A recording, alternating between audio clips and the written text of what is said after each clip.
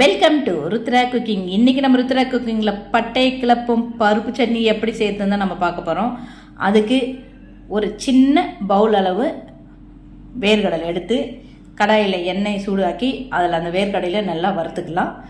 இந்த அளவுக்கு வறுபட்ட உடனே அது கூட ஒரு காஞ்ச மிளகாய், உங்களுக்கு காரத்துக்கு தகுந்த மாதிரி சேர்த்துக்கோங்க. நான் ஒரு 4 காஞ்ச மிளகாய் எடுத்திருக்கேன். அதுக்கப்புறம் 1 டீஸ்பூன் கடலைப்பருப்பு, 1 டீஸ்பூன் உளுத்தம்பருப்பு, இதையும் சேர்த்து நல்லாவே நம்ம வறுத்துக்கலாம். இது எல்லாம் நல்லா வறுபட்ட உடனே இது கூட நம்ம எந்த அளவுக்கு வேர்க்கடலை எடுத்தோமோ அந்த அளவுக்கு வறுகடலையும் இது கூட சேர்த்து நம்ம வறுத்துக்கலாம். இது கொஞ்சம் நல்லா வறுபடட்டும்.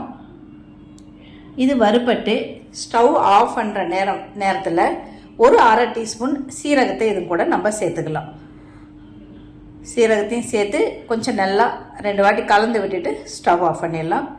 ஸ்டவ் ஆஃப் பண்ணி இதை கொஞ்சம் நல்லா ஆற வச்சிடலாம். இப்போ நல்லா ஆறிடுச்சு. இதை நம்ம ஒரு மிக்ஸி ஜாரில் எடுத்துக்கலாம்.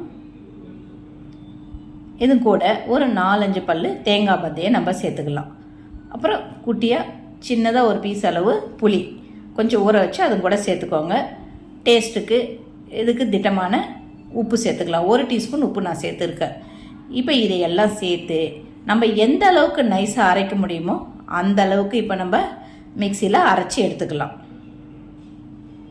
பாருங்கள், இது கரெக்டான பதம். அருமையான பருப்பு சட்னி நம்மளுக்கு ரெடி ஆயிடுச்சு. இந்த பருப்பு சட்னி இட்லிக்கும் தோசைக்கும் சைட் டிஷ்ஷாக ரொம்ப டேஸ்ட்டாக அருமையாக இருக்கும். நீங்களும் இதை வீட்டில் ஒரு வாட்டி ட்ரை பண்ணுங்கள். இது என் தம்பி ஒய்ஃப் சொன்ன ஆந்திரா ஸ்பெஷல் பருப்பு சட்னி. இது எப்படி இருக்குன்னு டேஸ்ட் பண்ணி பார்த்துட்டு கமெண்டில் சொல்லுங்கள். மறக்காமல் நம்ம சேனலை சப்ஸ்கிரைப் பண்ணிக்கோங்க, சமையல் பண்ணுங்கள். ரொம்ப சந்தோஷமாக இருங்க. இந்த வீடியோ உங்களுக்கு பிடிச்சிருந்தா உங்கள் ஃபேமிலி அண்ட் ஃப்ரெண்ட்ஸுக்கு ஷேர் பண்ணுங்கள். நன்றி, வணக்கம், வாழ்க வளமுடன்.